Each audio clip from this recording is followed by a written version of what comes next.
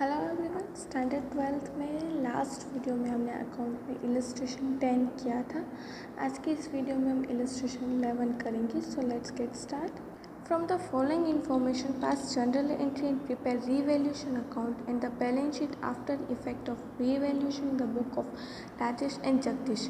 Rajesh and Jagdish are the partners of profit and sharing in the ratio of 3:2 with balance sheet of the firm as on 31st March 2017 is as below. And यहाँ पे आपको partners have decided for the revaluation of assets and liabilities of the firm and the future profit distribution ratio is 1:1. Information of the same is as under. अब यहाँ पे आपको ये जो details जो हैं ये सारी डिटेल्स दी गई हैं, बैलेंस शीट एंड जो एडजस्टमेंट्स दी गई हैं वो। अब उसके ऊपर से हमें क्या करना है, यहाँ पे जनरल एंट्री करनी है, फिर जो है हमारा जो हम बोल सकते हैं कि balance sheet and revaluation account जो है वो हमें प्रिपेयर करना है। तो हम वो स्टार्ट करते हैं। तो हमारे यहाँ पे फर्स्ट एडजस्टमेंट दी गई है, land and building value is increase by 20%। तो अब यहाँ पे आपको बैलेंस शीट में लैंड एंड बिल्डिंग कितना दिया है, 1 लाख रुपीज़, और ये इंक्रीज़ हो रहा है। तो इंक्रीज़ होता है तब हम क्या करते हैं, assets account debit to revaluation account credit. तो हम यहाँ पे लिखेंगे इस तरह से, लैंड अकाउंट डेबिट 20%, 1 लाख के 20% कितने होंगे, 20,000 to revaluation account credit. Amount आएगी हमारी यहाँ पे अगेन 20,000। अब यहाँ पे मैंने जैसे आपको पहले भी बताया था, अभी फिर से रिपीट करें, मैं यहाँ पे नरेशन नहीं लिख रही हूँ, बट आपको आपकी बुक में नरेशन लिखना कंपलसरी है। उसके बाद हमारी सेकंड एडजस्टमेंट क्या दी गई है, यहाँ पे the value of machinery and furniture is decrease to be by 20%। अब यहाँ पे आपको मशीनरी एंड फर्नीचर दोनों की वैल्यू अलग अलग दी गई और 20% डिक्रीज़ हो रहा है। तो सबसे पहले आप मशीन देखिए, मशीन कितना है 80,000, तो उसके ऊपर अगर हमें 20% डिक्रीज़ होगा दैट मीन मशीन की वैल्यू कितनी होगी, डिक्रीज 16,000। फिर फर्नीचर है, तो फर्नीचर जो है उसकी वैल्यू कितनी है, 20,000। अब हम उसके 20% डिक्रीज़ करेंगे तो कितना आएगा, 20,000 का 20% इज़ 4,000। अब वैल्यू डिक्रीज हो रही है दैट मीन्स कि revaluation account debit to respective assets account credit. तो यहाँ पे हम लिखेंगे revaluation account debit.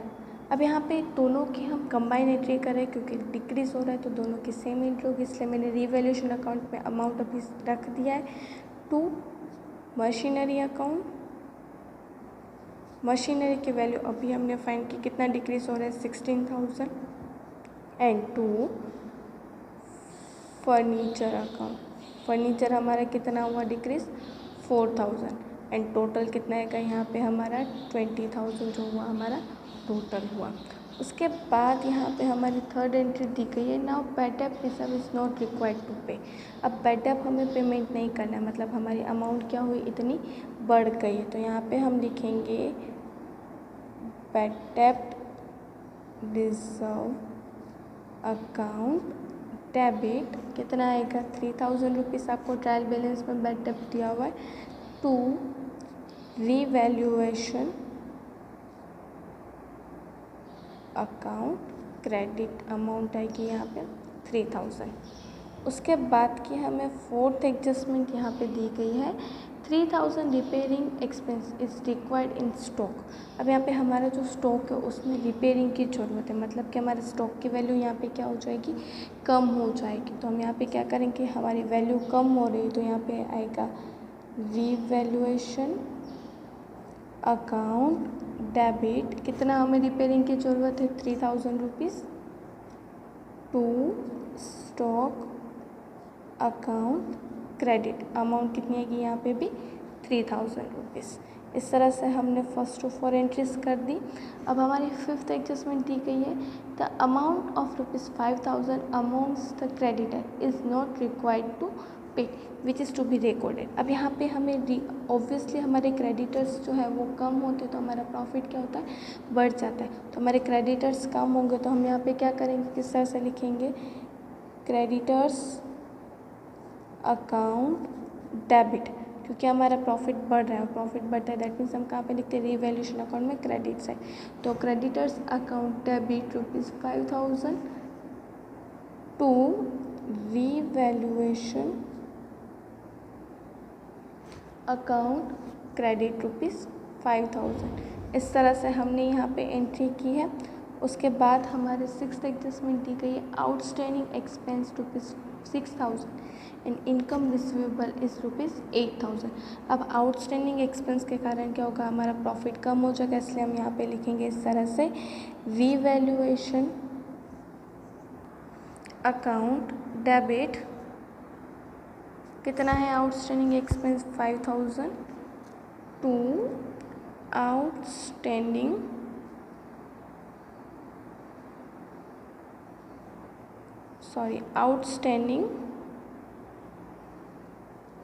Expense account credit. हमारी अमाउंट कितनी है यहाँ पे 5,000। इस तरह से हमने आउटस्टैंडिंग एक्सपेंस और इनकम रिसीवेबल, मतलब कि हमारी इनकम यहाँ पे बढ़ रही है, तो हम यहाँ पे इस तरह से लिखेंगे, income receivable account debit. Income receivable कितनी है हमारी 8,000 to revaluation account credit. Amount हमारी आएगी यहाँ पे 8,000। इस तरह से हमने ये वाली एंट्री की। उसके बाद जो है वो हमारी 7th एडजस्टमेंट दी गई है कि the investment is to be shown at the market value. तो यहाँ पे हमें इन्वेस्टमेंट जो है वो मार्केट वैल्यू के अकॉर्डिंग देना है, पर हमने यहाँ पे एंट्री कितनी की थी, बुक वैल्यू की। अब आपको यहाँ पे इन्वेस्टमेंट जो है मार्केट वैल्यू 25,000 दिए गया। मतलब क्या हुआ कि हमारे इन्वेस्टमेंट की वैल्यू जो है वो इतनी कम हो रही है। अब हमारी वैल्यू कम होती है तो हम क्या करते हैं, रीवैल्यूएशन अकाउंट क्या करते हैं, हम उसे डेबिट करते हैं। तो हम यहाँ पे एंट्री करेंगे उसकी। तो हमने यहाँ पे लिखा revaluation account debit ₹5,000 to investment, क्योंकि इन्वेस्टमेंट के कारण हमारी वैल्यू जो है वो कम हो रही है। तो इन्वेस्टमेंट अकाउंट क्रेडिट ₹5,000। इस तरह से हमने यहाँ पे एडजस्टमेंट की एंट्री कर दी। अब यहाँ पे आपको general reserve, profit and loss account आपको दिखाई दे रहा होगा, तो हमें यहाँ पे उसका भी डिस्ट्रीब्यूशन करना ज़रूरी है, तीनों पार्टनर, जो दोनों पार्टनर्स हमारे हैं उनके बीच में। तो सबसे पहले हम यहाँ पे जनरल रिजर्व जो है उसकी एंट्री हम डिस्ट्रीब्यूट करेंगे तीनों, जो दोनों पार्टनर्स हैं उसके बीच में, according to their old ratio. तो यहाँ पे हम सबसे पहले लिखेंगे जनरल रिजर्व की क्रेडिट बैलेंस है, तो उसको हम क्या कर देंगे, डेबिट बैलेंस कर देंगे, क्योंकि हम डिस्ट्रीब्यूट करें इसलिए। तो यहाँ पे हमने लिखा general reserve account debit. Amount कितनी है जनरल रिजर्व की 10,000। तो अब यहाँ पे किस तरह से पार्टनर्स को हम डिस्ट्रीब्यूट कर दें, तो राजेश कैपिटल अकाउंट कितना आएगा, राजेश में 3:2 में हमें डिस्ट्रीब्यूट करना है, मतलब 6,000 टू जगदीश कैपिटल अकाउंट। तो हमने इस तरह से लिखा, जगदीश कैपिटल अकाउंट कितना आएगा 4,000। उसके बाद है प्रॉफिट एंड लॉस। तो उस प्रॉफिट एंड लॉस को भी हम क्या करेंगे, यहाँ पे पार्टनर्स के बीच में डिस्ट्रीब्यूट कर देंगे। तो यहाँ पे हमने लिखा profit and loss account debit. Amount कितनी दी गई है 15,000 to Rajesh capital account ₹9,000 and to Jagdish capital account amount कितनी होगी यहाँ पे 6,000। तो इस तरह से हमने यहाँ पे सारी एंट्रीज कर दी, सारी क्लोजिंग एंट्रीज कर दी कि किस तरह से हमें जो असेट्स का रीवैल्यूएशन किया था उसे हमने रीवैल्यूट करते रीवैल्यूएशन अकाउंट में डाल दिया। फिर जो general reserve and profit and loss account जो थे हमारे रिजर्व एंड सरप्लस, उसे हमने पार्टनर्स के बीच में ओल्ड रेशियो के बीच में हमने डिस्ट्रीब्यूट कर दिया। अब हम जो है वो हमारा रीवैल्यूएशन अकाउंट बनाएंगे। तो सबसे पहले हम रीवैल्यूएशन अकाउंट में क्रेडिट साइड क्या करते हैं, जो भी इंक्रीज होता है उसको एंट्री करते। तो फर्स्ट एंट्री में क्या हो रहा था, हमारी लैंड एंड बिल्डिंग बढ़ रही थी, तो यहाँ पे हमने लिखा है land and building account. Amount कितनी थी 20,000। फिर सेकेंड एंट्री में क्या हो रहा था कि हमारी मशीन की वैल्यू और फर्नीचर की वैल्यू कम हो रही थी, तो हम यहाँ पे लिखेंगे टू मशीनरी अकाउंट। मशीन की वैल्यू हमारी कितनी कम हो रही थी 16,000 एंड फर्नीचर जो है, फर्नीचर की भी वैल्यू हमारी कम हो रही थी, तो फर्नीचर में हम लिखेंगे फर्नीचर अकाउंट रुपीज़ 4000। इस तरह से एंट्री की। उसके बाद हमारी एडजस्टमेंट थी बैड डेब्ट रिजर्व की, तो हम यहाँ पे बैड डेब्ट रिजर्व भी हम क्या करेंगे, क्रेडिट साइड लिखेंगे। तो हमने यहाँ पे लिखा बैड डेब्ट रिजर्व अकाउंट रुपीज़ 3000। इस तरह से हमने हमारी थर्ड एडजस्टमेंट भी कर दी। फोर्थ क्या था, हमारी रीवैल्यू जो स्टॉक है उसकी वैल्यू कम हो रही थी, तो यहाँ पे हमने लिखा है revaluation account, sorry stock account. Stock की वैल्यू हमारी कितनी कम हो रही थी, 3000 रुपीज़। उसके बाद क्या था हमारे यहाँ पे एडजस्टमेंट, हमें क्रेडिटर्स को पेमेंट नहीं करना है, तो हमने यहाँ पे लिखा क्रेडिटर्स अकाउंट रुपीज़ 5000। उसके बाद थी हमारी जो outstanding income, sorry outstanding expense and income receivable. तो आउटस्टैंडिंग एक्सपेंस की हम एंट्री करते हैं डेबिट साइड। हमने यहाँ पे लिखा आउटस्टैंडिंग एक्सपेंस अकाउंट जो है कितना है 6000 एंड इनकम रिसीवेबल, तो यहाँ पे लिखा हमने बाय इनकम रिसीवेबल। कितना आएगा हमारा इनकम रिसीवेबल यहाँ पे 8000। इस तरह से एंट्री की। फिर था इन्वेस्टमेंट, तो हमारी इन्वेस्टमेंट क्या हो रहा है यहाँ पे कम हो रहा है, तो यहाँ पे हमने लिखा तो इन्वेस्टमेंट अकाउंट रुपीज़ 5000। उसके बाद यहाँ पे हमारी एडजस्टमेंट थी जनरल रिजर्व की, तो जनरल रिजर्व की हमें एंट्री कहाँ पे करनी है, पार्टनर्स कैपिटल अकाउंट में क्रेडिट साइड। तो यहाँ पे सबसे पहले आपको बैलेंस जो है उसकी ओपनिंग बैलेंस दी गई होगी पार्टनर्स की, तो हम यहाँ पे लिखेंगे बाय बैलेंस BD 1,40,000 एंड 60,000। उसके बाद यहाँ पे हमने जो जनरल रिजर्व डिस्ट्रीब्यूट किया उसकी एंट्री हम करेंगे जनरल रिजर्व अकाउंट 6000 एंड 4000। उसके बाद हमने जो है profit and loss account distribute किया था उसकी एंट्री हम करेंगे profit and loss account 9000 and 6000। इस तरह से हमने यहाँ पे सारी एंट्रीज कर दी। अब हम जो रीवैल्यूएशन अकाउंट है उसका हम टोटल करते हैं और फिर पार्टनर्स के बीच में डिस्ट्रीब्यूट करते हैं। रीवैल्यूएशन अकाउंट को अगर मैं क्रेडिट साइड टोटल कर रही हूँ तो मेरा आंसर यहाँ पे आएगा 36,000 और यही सेम अमाउंट मैंने डेबिट साइड भी लिख दी है 36,000। अब यहाँ पे मैंने डेबिट साइड में से माइनस किया तो मेरा प्रॉफिट आया है और उस प्रॉफिट को हम कहाँ पे लेके जाएंगे, पार्टनर्स कैपिटल अकाउंट में। दोनों पार्टनर्स के नाम हमने लिखे हैं Rajesh and then after is Jagdish. और यहाँ पे हमारा प्रॉफिट कितना आया है 2000 रुपीज़। अब इस प्रॉफिट को हम 3:2 मतलब कि 1200 एंड 800 के बीच में हमने डिस्ट्रीब्यूट कर दिया। इसकी सेकेंड एंट्री कहाँ पे होगी, पार्टनर्स कैपिटल अकाउंट में क्रेडिट साइड। यहाँ पे हमने लिखा बाय रीवैल्यूएशन अकाउंट 1200 एंड 800। तो अब इसके तरफ आप देख सकते हो कि यहाँ पे ये भी हमारा अकाउंट क्लोज हो गया। अब हमारी कोई भी एंट्री यहाँ पे नहीं होती तो हम यहाँ पे पार्टनर्स कैपिटल अकाउंट हम क्या करते हैं, क्लोज करते हैं। तो मैंने क्लोज किया तो मेरी क्रेडिट साइड की टोटल क्या है 1,56,200। अब डेबिट साइड कुछ भी नहीं है, मतलब कि यहाँ पे सेम अमाउंट जो है वो हमारी क्या हो जाएगी, क्लोजिंग बैलेंस हो जाएगी। तो यहाँ पर हमने लिखा बाय बैलेंस CD और इसकी कॉलम में यहाँ पे हमने लिखा है राजेश की कॉलम में 1,56,200 और उसके बाद जगदीश की कॉलम में यहाँ पे टोटल आएगा हमारा 70,800। वही सेम अमाउंट डेबिट साइड भी लिखा और सेम अमाउंट जो वो हमारी क्लोजिंग बैलेंस में भी आएगा। उसके बाद अब यहाँ पे आपको जो हमारा कैपिटल बैलेंस शीट है वो हमें यहाँ पे बनाना है, तो वो हम बना लेते हैं। तो यहाँ पे सबसे पहले आपको बैलेंस शीट जो है वो हमें बनाना है। तो लैंड एंड बिल्डिंग, तो यहाँ पे हमने लैंड की वैल्यू लिखी है 1 लाख रुपीज़ जो थी उसकी तो ओरिजिनल वैल्यू थी, बस 20% क्या हुआ इंक्रीज़ हुआ है। तो यहाँ पे 20% हमने लिखा तो कितना है 20,000। आउटर कॉलम में कितना आएगा 1,20,000।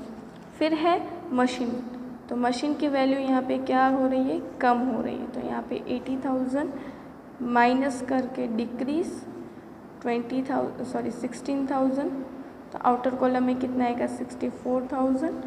सेम इट इज़ फर्नीचर, तो फर्नीचर में भी हमारी वैल्यू कम हुई है 20,000 माइनस डिक्रीज करके हमने लिखा 4,000। यहाँ पे कितना आएगा 16,000।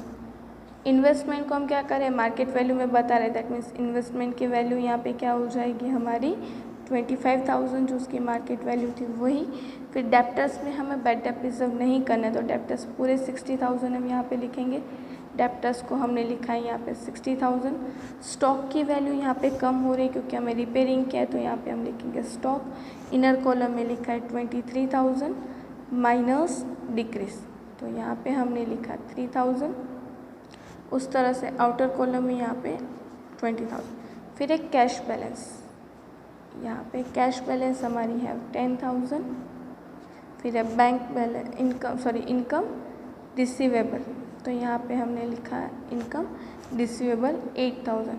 अब यहाँ पे मैंने सबसे पहले असेट साइड की वैल्यूज़ लिख दी है। आप चाहो तो आप लाइबिलिटी साइड्स की भी हम सबसे पहले स्टार्ट कर सकते हैं। यहाँ पे मैंने मेरे अकॉर्डिंग सबसे पहले मैंने असेट साइड की एंट्री की थी। अब हम लाइबिलिटी साइड की एंट्री कर लेते हैं। अब लाइबिलिटी साइड सबसे पहले क्या आता है, यहाँ पे कैपिटल। तो यहाँ पे हमने कैपिटल में इस तरह से किया है कि सबसे पहले राजेश की कैपिटल हमने लिखी है 1,40,000 प्लस उसमें क्या हुआ था, हमने जनरल रिजर्व जो है वो ऐड किया था 6,000, प्रॉफिट एंड लॉस अकाउंट हमने ऐड किया था 9,000 एंड रीवैल्यूएशन अकाउंट के अकॉर्डिंग हमारी वैल्यू आई थी 1,200। तो यहाँ पे उसकी कैपिटल कितनी हुई 1,56,200। फिर है जगदीश, तो सेम इट इज़ जगदीश का भी हमने कैपिटल कितनी है 60,000। उसका जनरल रिजर्व के अकॉर्डिंग हमारा प्रॉफिट आया था यहाँ पे 4,000। प्रॉफिट एंड लॉस अकाउंट हमने डिस्ट्रीब्यूट किया था तो आया था हमारे जगदीश के हिस्से में 6,000।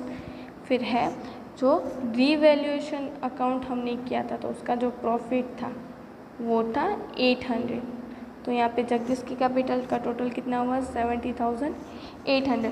उसके बाद यहाँ पे आपको क्रेडिटर्स दिए गए कि हमें क्रेडिटर्स पेमेंट नहीं करने हैं। दैट मीन्स कि यहाँ पे क्रेडिटर्स की वैल्यू क्या हो जाएगी, हमारी कम हो जाएगी। तो यहाँ पे हमने लिखा है क्रेडिटर्स 95,000 माइनस डिक्रीज, तो यहाँ पे 5,000 हमारे क्रेडिटर्स क्या हो गए, कम हो गए। तो आउटर कॉलम में कितना आएगा 90,000। उसके बाद आउटस्टैंडिंग एक्सपेंस, तो यहाँ पे हमने लिखा आउटस्टैंडिंग एक्सपेंस ₹6,000। इस तरह से यहाँ पे मैंने लाइबिलिटी साइड की भी एंट्री कर दी। अब टोटल करेंगे तो कितना आएगा, टोटल हमारा 3,23,000 हमारा टोटल आया। लाइबिलिटी साइड का, असेट साइड का 3,23,000 हमारा क्या आया, यहाँ पे टोटल आया। सो आज के इस वीडियो में हमने देखा कि किस तरह से हमने रीवैल्यूएशन अकाउंट बनाया, रीवैल्यूट हमने एंट्रीज की, जनरल रिजर्व को डिस्ट्रीब्यूट किया, फिर बैलेंस शीट बनाई, कैपिटल अकाउंट बनाया वो। In the next video we will learn about our another illustrations. Thank you.